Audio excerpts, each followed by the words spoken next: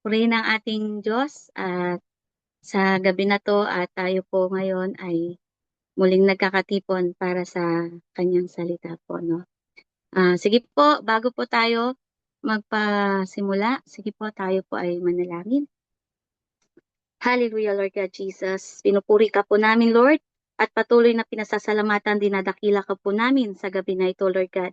Maraming salamat po sa pagkakataong ito na kami po ay magtipon-tipon upang pag-aralan ang iyong banal na salita, Lord God. Salamat po sa pribilehiyo, Panginoon, na magbahagi ng mensahe na nagmumula sa iyo, Lord God. Panginoon, ako po ay nagpapakumbaba sa iyong harapan, Lord. Linisin mo po ang aking puso, ang aking isipan, Lord God. Alisin mo, Lord, anuman yung mga takot namin, yung mga kaba namin, Lord, kung anuman yung mga pag-aalinlangan namin, Lord God. Tanggalin mo po ang lahat na ito, Panginoon. Puspusin mo po kami ng iyong banal na espiritu, O Lord God, upang ang bawat salitang lalabas, Lord God, sa aking bibig ay maging malinaw, Lord, totoo at naaayon sa iyong kalooban, Lord God. Buksan mo po ang aming mga puso, ang aming isipan, Lord, bawat na anak mo na naririto, na nakikinig, Lord God, naway ang iyong salita ay magbigay liwanag, magbigay pag-asa, na magtutuwid at magpapalakas ng aming pananampalataya, Lord God. Tulungan mo po kaming na hindi lamang kami maging or hindi lamang kami maging tagapakinig, Lord, kundi maging tagasunod din kami ng iyong mga araw, Lord God. Panginoon, maraming salamat po. Lahat po ng papuri, Lord, sa lamang po namin binibigay. And Lord, dalangin ko, Panginoon, patuloy na ikaw lamang ang aming itataas sa gabi na ito, Lord God. Itago niyo po ako, Panginoon Jesus, sa iyong likuran, Lord. At ikaw ang makita, ikaw ang marinig ng bawat isa sa gabi na ito. Maraming salamat po. Purihin ka, Panginoong Jesus, in the mighty name of Jesus. Amen.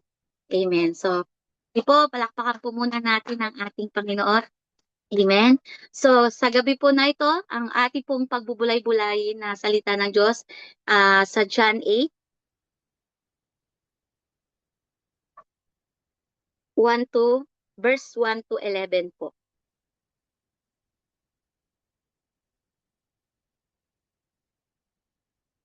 Okay po. So, sabi po dyan sa verse 1, si Jesus naman ay pumunta sa bundok ng mga olibo. Kinabukasan, maaga pa'y nagbalik na siya sa templo. Lumapit sa kanya ang lahat, kaya't umupo siya at nagsimula siyang magturo. Dumating noon ang mga tagapagturo ng kautusan at mga Pariseo na may dalang isang babaeng nahuli sa pangangalun niya. Iniharap nila ito sa karamihan at sinabi kay Jesus, Guro, ang babaeng ito'y nahuli sa aktong pangangalun niya. Ayon sa kautusan ni Moises, dapat batuhin hanggang sa mamatay ang mga katulad niya. Ano naman ang masasabi ninyo? Itinanong nila ito upang subukin siya. At nang may paratang sila laban sa kanya. Ngunit yumuko lamang si Jesus at sumulat sa lupa sa pamamagitan ng daliri. Patuloy sila sa pagtatanong, kaya't tumayo si Jesus at nagsalita. Ang sino man sa inyo na walang kasalanan ang siyang maunang bumato sa kanya. At muli siyang yumuko at sumulat sa lupa. Nang marinig nila iyon, sila'y isa-isang umalis, simula sa pinakamatanda. Iniwan nila ang babaeng nakatayo sa harap ni Jesus. Tumayo si Jesus at tinanong ang babae, Nasaan sila? Wala na bang humahatol sa iyo? Wala po, Ginoo, sagot ng babae. Sinabi ni Jesus, hindi rin kita hahatulan. Umuwi ka na at mula ngayon, huwag ka nang gumawa ng kasalanan. Amen po. Purihin ang ating Panginoon Diyos sa kanyang salita. So mga kapatid, no, may mga taong matagal nang pinatawad ng Diyos, pero bihag pa rin ng kahihiyan, bihag pa rin ng kahihiyan. May mga tao po rin na nakangiti sa labas, pero sa loob ay may hawak pa ring bato laban sa sarili nila.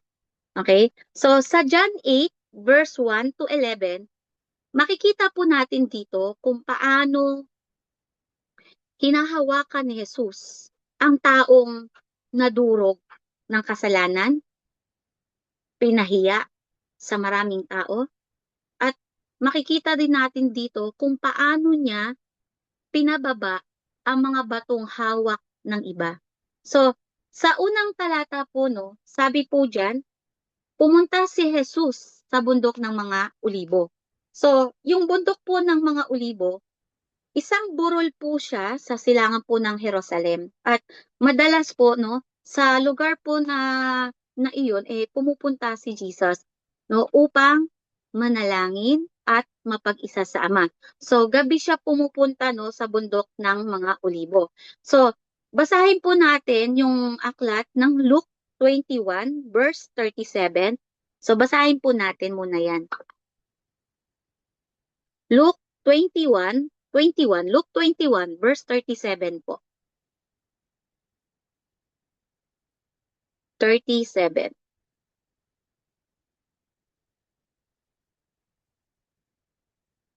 Sabi po dyan, araw-araw, si Jesus ay nagtuturo sa templo. Kung gabi na may, umaalis siya at nagpapalipas ng magdamag sa bundok ng mga Olibo, no? So malinaw po, no, mga kapatid, no. So alam na po natin yung bundok ng mga Olibo. So doon doon pumupunta ang Panginoon para siya ay manalangin, magdamag po siya nandoon, then pagdating ng bago mag-umaga, bumababa na ang Panginoon. Okay po, no. So tingin ko po doon sa lugar po na yun, baka favorite place po yun ni Lord. Kasi lagi niya pinupuntahan di ba? So ganoon naman po tayo, di ba? So kapag lagi natin pinupuntahan yung isang lugar, nagiging favorite place na natin siya. So tayo po ba mga kapatid, meron din po ba tayong favorite place kung saan doon din tayo nananalangin, no? Kinakatag po natin si Jesus, no? So sige po, balik po tayo.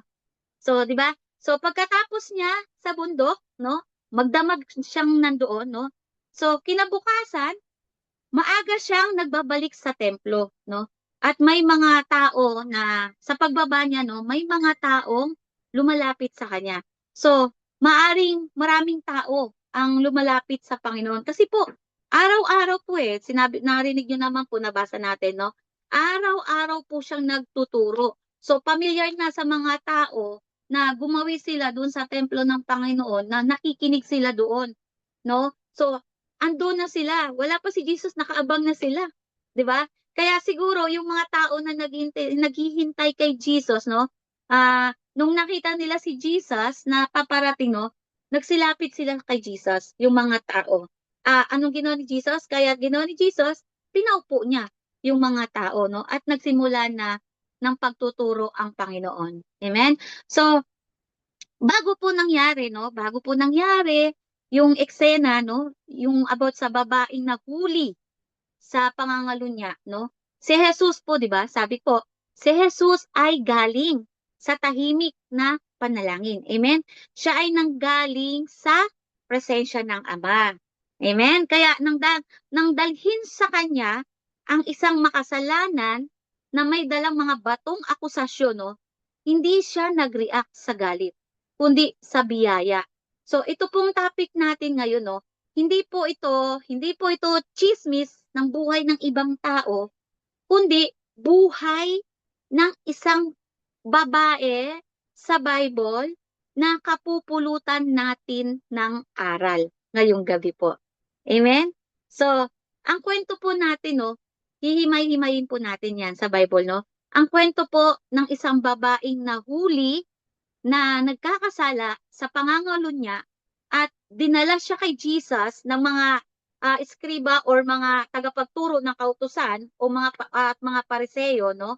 Eskriba or yung tagapagturo ng kautusan, ito po yung tumutukoy sa mga taong eksperto sa kautusan ng Diyos. So, nung panahon po ni Jesus, no, sila po yung parang ano tawag po doon?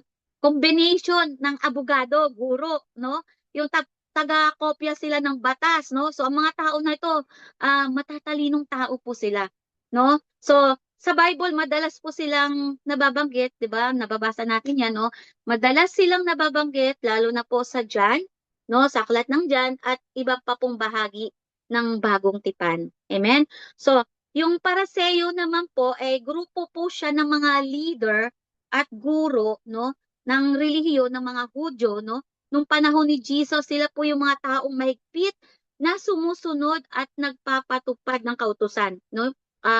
Batas yung about yung law ni Moises, no? Sila yung tagasunod ng batas, tagabantay ng reliyon kung saan tinitignan nila kung sumusunod ang ibang tao sa batas, no? Sila po yung tagapagturo, no? Tinuturuan nila yung mga tao sa kautusan. Pero kahit alam po nila ang batas, minsan, no?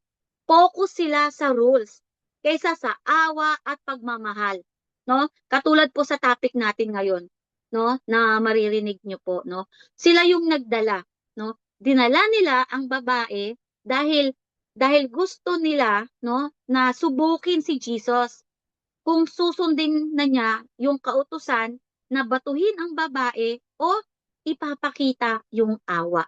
So, ayon po sa Pariseo, no, sinabi niya, no, sa kautusan ni Moises, dapat daw, batuhin ang babae. Di ba? Hanggang siya ay mamatay. Pero, sinusubok nila si Jesus, no? Sinusubok nila si Jesus. Siguro tong mga Pariseo na to, kasi sabi nga po, di ba, matatalino silang mga tao. Pero, parang, habang nalalaman nila na ang Panginoon nagtuturo, no, sa maraming tao, at nalalaman nila yun na parang tinatanong, sinong ano to? Grabing kaalaman ng merong tao na ito. 'Di ba? Sila yung matatalino eh. So nakita siguro nila na mas higit na matalino to kaysa sa kanila, 'di ba? Kaya nandoon, no, maaring naiinis sila or anumang nararamdaman nila yung mga Pariseo na to, no, para kay Jesus, no. Pero sinusubok nila si Jesus para mayroon silang maibintang, no, laban kay Jesus. Itong mga tao na to, yung mga Pariseo na to. So, nung sinabi niya na batuhin yung babae, no, ang sabi ng Panginoon, ang sino man sa inyo na walang kasalanan, ang siyang unang bumato. Diba? So, pagkatapos po yun, no, pagkatapos na sabihin ni Jesus yun, no, anong nangyari po mga kapatid? Isa-isa pong umalis yung mga tao. Dahil alam nilang lahat sila may kasalanan din. At ang naiwan, yung babae at si Jesus, no? At hindi po naghusga. Hindi po hinusgahan ni Jesus yung babae, no? Kundi sinabi niya, hindi rin kita hinahatulan. Humayo ka at huwag ka nang magkasala.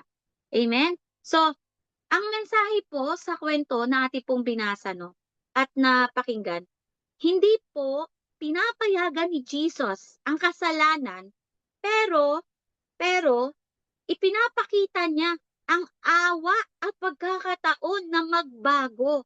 So, lahat tayo ay nagkakasala, mga kapatid. Wala namang pong perpektong tao. Kaya hindi po tayo dapat agad humusga sa iba kahit na ano pang nagawa ng tao. Si Jesus, hindi niya kinumpronta ang babae, kundi binigyan niya ng pagkakataon ang babae na magsimula at magbago ulit. Kaya mga kapatid, no, sa bawat taong nagkakamali, mayroong pa ring pag-asa.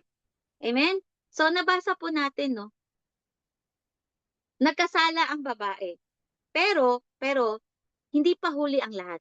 May pagkakataon pa siyang magbago. Ganon din sa atin, no? Sa ating lahat. Kung nagkasala man tayo, nagkamali man tayo, no? Hindi yun katapusan ng mundo. Amen?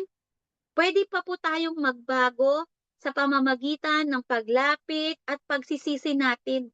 Amen? So, tandaan natin po mga kapatid, tayong lahat, tignan muna natin yung ating mga sarili bago tayo mag-point fingers. Ibig sabihin, bago tayo magbintang, bago tayo maghanap ng masisisi, no? Isisisi ang kasalanan sa iba, no? So parang Pariseo lang, no?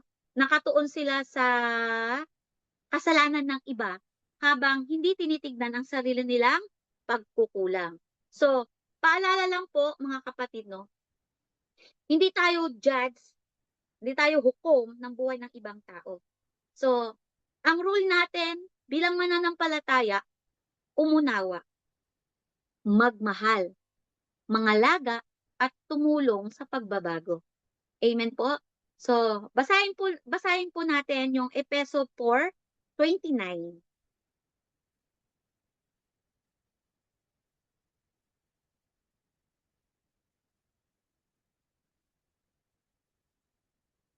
29 po. Ayan, thank you.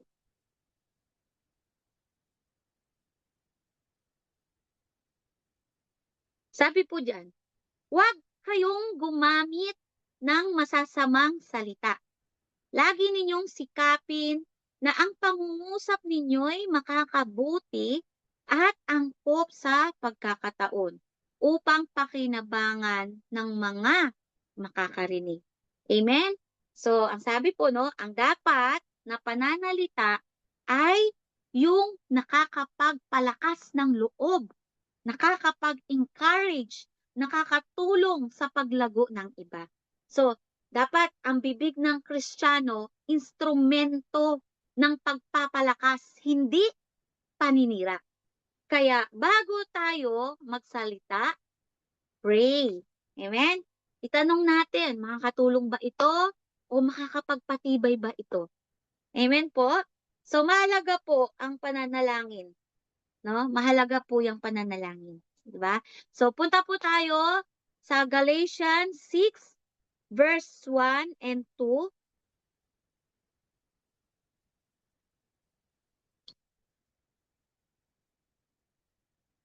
Sabi po dyan, mga kapatid, kung may makagawa ng kasalanan, kayong pinapatnubayan ng Espiritu ang magtuwid sa Kanya. Gawin ninyo iyon ng mahinahon at mag-ingat kayo, baka kayo naman ang matukso. Magtulungan kayo sa pagdadala ng pasanin ng bawat isa. Sa gayong paraan ay matutupad ninyo ang utos ni Kristo. Amen? So, ito po isang paalala sa atin ni Apostol Pablo Paul, no? Sulat po niya ito sa mga mananampalataya sa Rio ng Galacia, no? Ang sulat po na ito ay tumatalakay sa pamumuhay ayon sa Espiritu at hindi ayon sa laman o sa kautusan lamang. At itong sulat na ito po ay isang paalaala sa ating lahat na kapag may mga tao na nagkasala, ang pagkakasala po maring mangyari kahit sa mga mananampalataya. Tulad natin, no? Hindi ito lisensya para hatulan agad ang nagkasala, no? Bagkus tulungan natin sila na ipaunawa sa kanila yung maling nagawa nila, no, na kailangan nilang magsisi sa nagawa nila at syempre dapat maramdaman nila yung pagmamahal habang sila ay kinakausap. At yung spiritual na tinutukoy dito ito yung mga taong magtutuwid sa kanila, mga taong namumuhay ayon sa espiritu ng Diyos. Ibig sabihin, may bunga ng espiritu tulad ng pag-ibig, kagalakan, kapayapaan, katyagaan, kabaitan, kabutihan, katapatan, no? Kahinahunan, pagpipigil sa sarili, no? At no? Ilan na po ba 'yon? 9 na po ba 'yon? So, mababasa po natin 'yan, no? Kahit puntahan na lang natin 'yan or wag na po, no? Sa Galatians 5 verse 22-23. So, doon po natin 'yang mababasa, no? So, iyan po, no? Ito po ay nagpapakita po 'yan ng tunay na karakter ni Kristo. Amen? So, sinabi po diyan, no? Sinabi po diyan sa Galatians 6 verse 1. So, punta po tayo, Galatians 6 verse 1, no? Sabi nga po diyan, 'di ba? Mag-ingat kayo. Baka kayo naman ang matukso, 'di ba? So, ang bawat isa, no, maaaring matukso. Kung hindi, mag-iingat. Amen? So, ito po, no, para sa ating lahat po uli yan. Lalo na po sa mga namumuno sa loob ng church, sa loob ng simbahan. Amen? So, bilang pastor po, no, mga pastor, no, araw-araw tayo na nakikinig, no, sa problema ng ibang mga tao, ibang member, ibang kapatiran, no? Maging sa mga unbelievers, 'di ba? Nakikinig tayo sa mga problema nila, pinapakinggan natin yung mga problema nila, ini-encourage natin sila, no? At nagpapanumbalik tayo ng mga nahulog, mga tao na nagkasala, no? So nagdadala tayo ng pasanin ng mga kapatiran, no? Ngunit sa gitna ng pagtulong sa iba, no? May babala si Pablo. Sabi po diyan, mag-ingat ka rin sa iyong sarili, baka ikaw naman ay matukso. Amen? So, hindi para sa ordinaryong member lamang to ito, no? Ito para to sa mga no, sa mga spiritual na leader.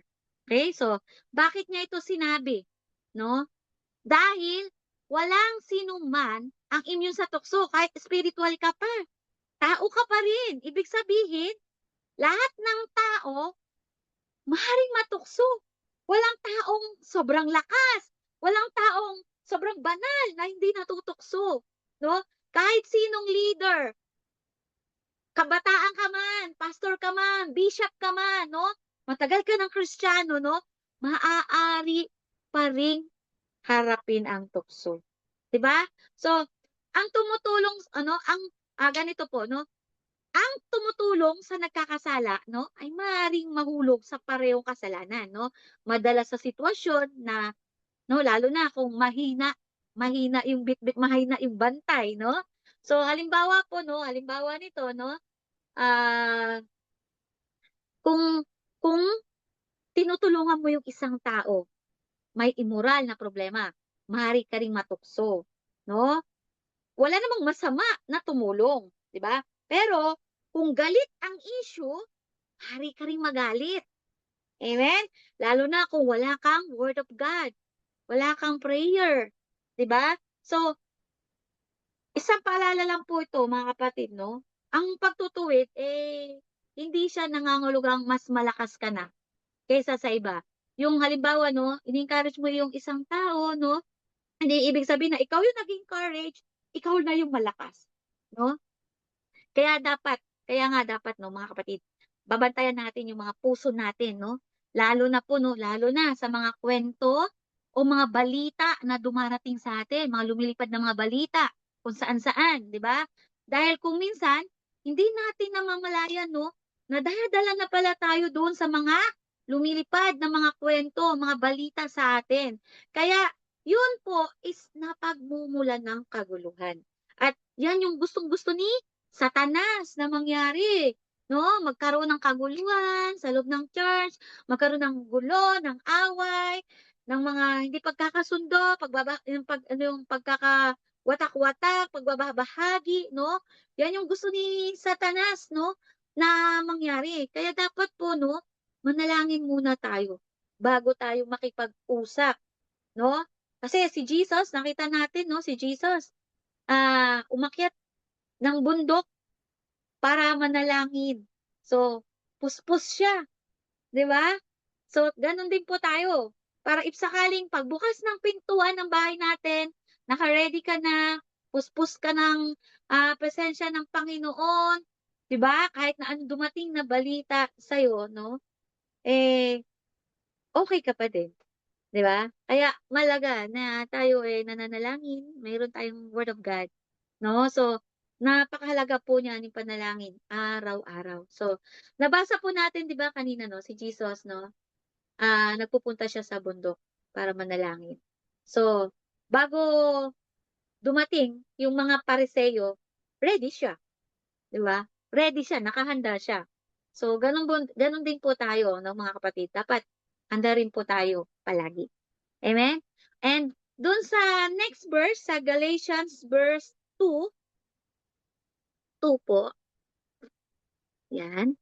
So, sabi po diyan, magtulungan kayo sa pagdadala ng pasanin ng bawat isa. So, ako po ay nagpapasalamat po ako, no, sa Panginoong Diyos dahil kahit ang mga lingkod ng Diyos ay hindi exempted, no? Nakakaranas din po ng mga pagsubok, no? Halimbawa ko na po yung aking sarili, no? Kota-kota po ako, no? nakakaranas po ng pagod, nanghihina, pero pero andun na ang mga kapwa pastor ko po 'no, tinutulungan ako. Mapalakas muli, hindi ako, hinahayaan na tuluyang manghina, hindi ako hinahayaan na tuluyang bumagsak. 'No, and 'yan po talaga, pinapasalamat ko sa Panginoon. Amen? So, maraming lingkod ng Diyos din 'no, maraming lingkod din ng Diyos sa Biblia ang nakaranas po ng matitinding pagkapagod 'no.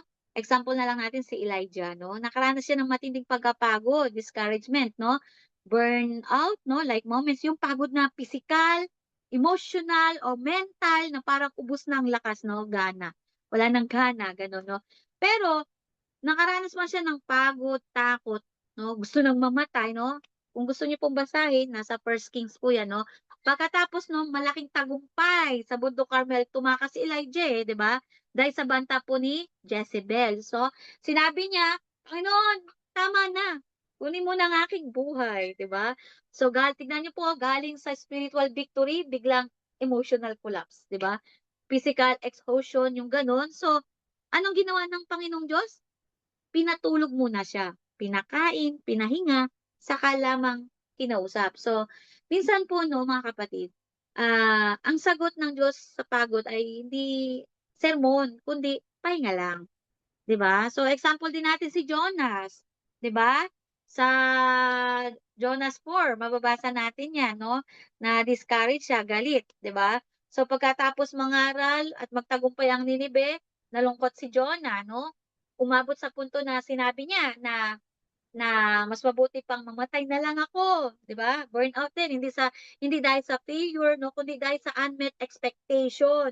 Yung parang nadismaya dahil di nangyari yung inaasahan niya, 'di ba? So, si Paul, 'di ba? Si Paul pagod sa ministry. Sa kanyang mga sulat 'no, binanggit niya na pagod, panganib, o may pag-uusig, emotional burden din siya para sa ano, sa iglesia. Pero sinabi niyang halos mawalan na siya ng pag-asa sa buhay, 'no? So, kaya kahit mga apostol, nakaranas din po sila ng matinding pressure, 'di ba? Pero pero hindi naman sila yung ano, yung hindi na nagpatuloy, 'di ba? So, ang pagkapagod, hindi po 'yan tanda na wala kang pananampalataya. Hindi tanda 'yan na tinanggal ang calling mo, hindi tanda na wala na yung Diyos, hindi kumbaga ito ay tanda na ikaw ay tao. Kasi nasa katawang tao tayo, 'di ba? Nakakaranas tayo ng pagod, 'di ba? At hindi po ang pagod hindi po 'yang kabiguan. Ito po yung isang paalala na tayo, tao, 'di ba? So, sa balik po tayo, punta po tayo sa ano ulit, sa Galatians 6 verse 2, yan po, 'no? Sinabi po niya diyan 'no, magtulungan, 'di ba? Magtulungan kayo sa pagdadala ng pasani ng bawat isa. So, magdalahan daw po 'no, ng pasani ng isa't isa. So, ang talatang ito po ay hindi lamang po 'yan para sa mga member lang 'no. Kasama kami, 'no, kasama po kami diyan, yung pastor 'no. Kasi ang mga pastor niyo 'no, sila yung nagpapayo, sila yung nagbubuhat ng problema ng iba, sila yung nagdarasal para sa lahat 'no. Pero paano po mga kapatid kung ang pastor niyo 'no, pagod na, paano kapag ang puso 'no, tahimik, nanananghihina na 'no, paano na, 'di ba? Kaya nga po 'no, sinabi po diyan na magtulungan. So, kasama po diyan mga tayong lahat, magtutulungan tayong lahat na magkakapatid sa Panginoong Diyos. Magtutulungan po tayong lahat. Amen? So, alam niyo po 'no, sa akin pong pag-iisa, sa aking pananahimik 'no, ang dami pong pina-realize si Lord. Ang dami niyang inaayos 'no. So, hindi porke nanahimik ka, nagba-backslide ka or ayaw mo na, 'di ba? So, maraming pinare-realize si Lord 'no. And nagpapasalamat po ako sa Panginoong Diyos kasi po 'no, sa bawat pagsubok 'no, na nararanasan ko 'no, naniniwala akong, may layunin. May layunin ang Panginoong Diyos kung bakit natin kung bakit natin pinagdaraanan yung mga pagsubok na anumang merong pagsubok ka ngayon, no? So, nagtitiwala po ako na sa bawat pagsubok ay may kaakibat na paglago at mas malinaw na direksyon mula sa ating Panginoon Diyos. Una-una, andyan yung pinapatatag tayo ng Panginoon. So, ang mga pagsubok, hindi yan parusa sa'yo, no? Hindi rin galing yan sa Panginoon. Okay? Ina-allow, pinapahintulutan ng Panginoon yung mga pagsubok na yan kasi alam ng Lord na kaya natin. Hindi dahil sa sarili natin, no? Kundi kasama natin siya. And dun, no, dun natin nahanap ang Lord eh. Ang tao kasi, no, kilala ang Panginoon, tinatawag ang Panginoon, kailangan si Jesus kapag may mga problema. Di ba? So, kapag walang problema, masaya ka ngayon, Lord, diyan ka na muna. Isinasantabi si Jesus. Di ba? So, kung masaya, malungkot o hirap ka, kailangan lagi nating kasama si Lord. Amen po? So, wag nating ihiwalay si Jesus sa atin, no? Kaya po, sobra po ako nagpapasalamat sa Panginoon. Kasi talagang nakita ko yung love ni Lord, yung care ni Lord, na anak, o sige, pahinga ka muna. Yung, yung yung ikaw at si Lord lang. Alam niyo po yun? So, kaya pasensya na po kayo mga kapatid kung hindi ako minsan nagpaparamdam, 'di ba? So, pero andun yung nagtitiwala ako sa Lord na may ginagawa ang Panginoon. Amen po. So, andiyan yung pinagtitibay niya tayo, no? Mas lalo niya tayong pinatatatag. Amen po. So, mari po ba balikan natin uli yung John 8 verse 5? So, medyo maikli lang po itong topic natin. John 8 verse 5 po.